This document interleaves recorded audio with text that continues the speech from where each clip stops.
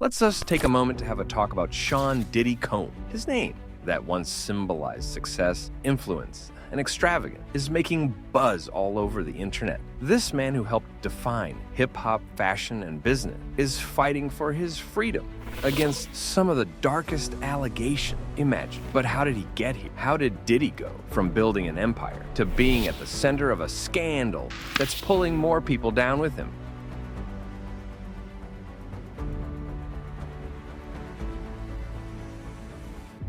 To understand Diddy's downfall, you've got to start where it all began.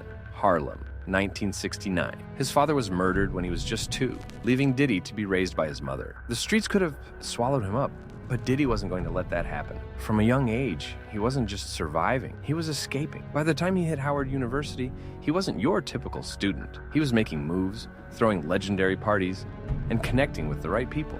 But the books, not so much. He dropped out after 2 years and got his big break at Uptown Records. And when they let him go, he didn't fold. He built Bad Boy Records, and that's where the legend of Sean Combs started.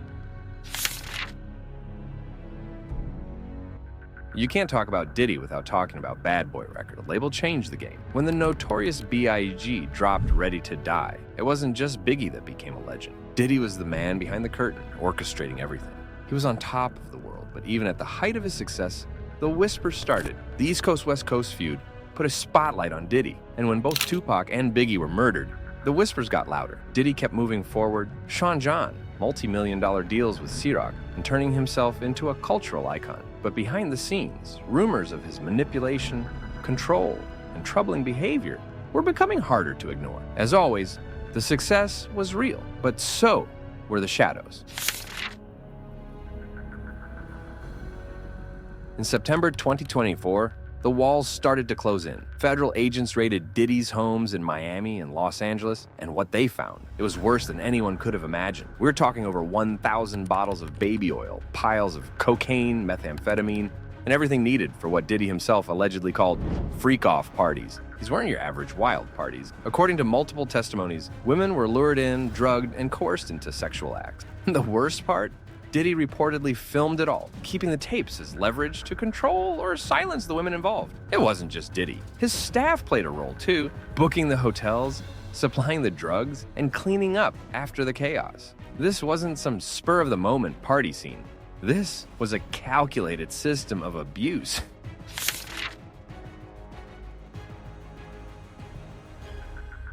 Let's talk about the people who brought all of this to light.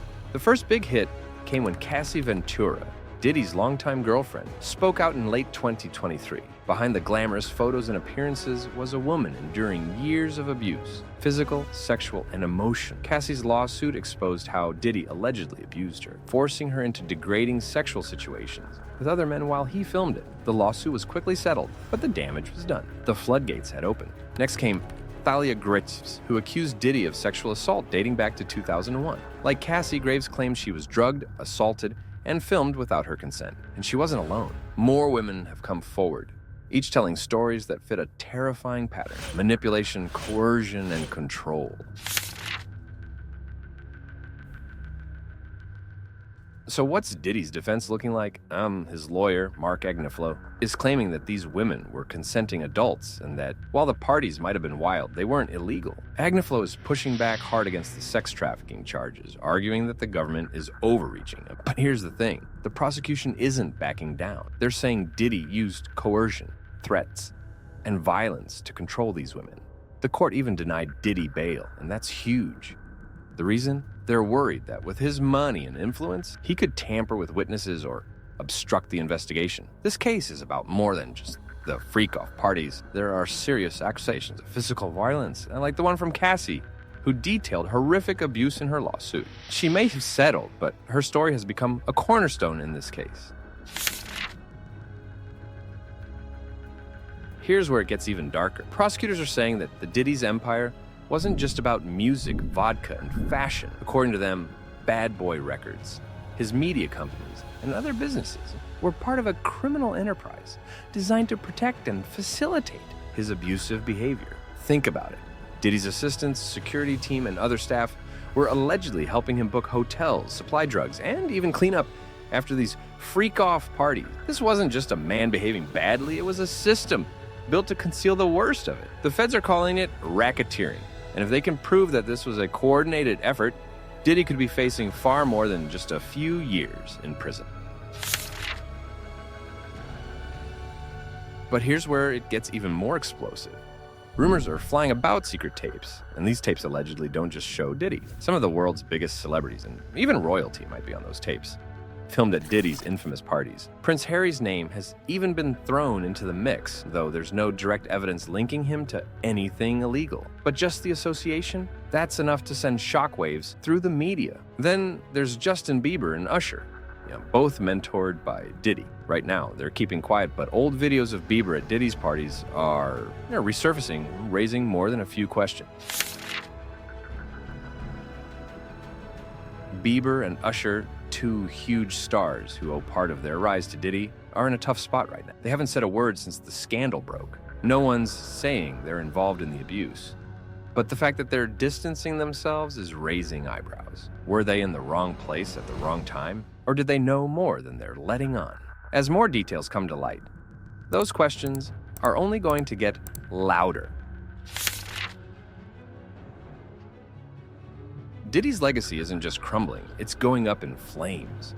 The man who once helped shape music, fashion, and business is now facing charges that could destroy everything he's built. But here's the thing, this story, it's bigger than just Diddy. This scandal is forcing the entertainment world to confront the power structures that allowed this behavior to thrive for so long. People who once stood proudly beside him, celebrities, business partners, even politicians are running for cover. As more details emerge, it's clear that this isn't just about one man's downfall. It's about an industry and a culture that's been protecting its own at the expense of the vulnerable.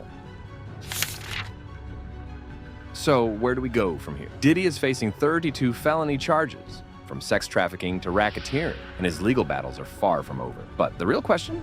It's not just whether Sean Combs will go to prison, it's what his downfall means for the entertainment industry as a whole. This isn't just about one man's fall, it's a reckoning for an entire system. We're witnessing the unraveling of not just Diddy's empire, but a culture that has long thrived on power, silence, and exploitation. As this investigation digs deeper, one thing's for sure, this scandal is just the beginning. Who's next? What secrets are still waiting to be exposed? Stay tuned, because this story is far from over.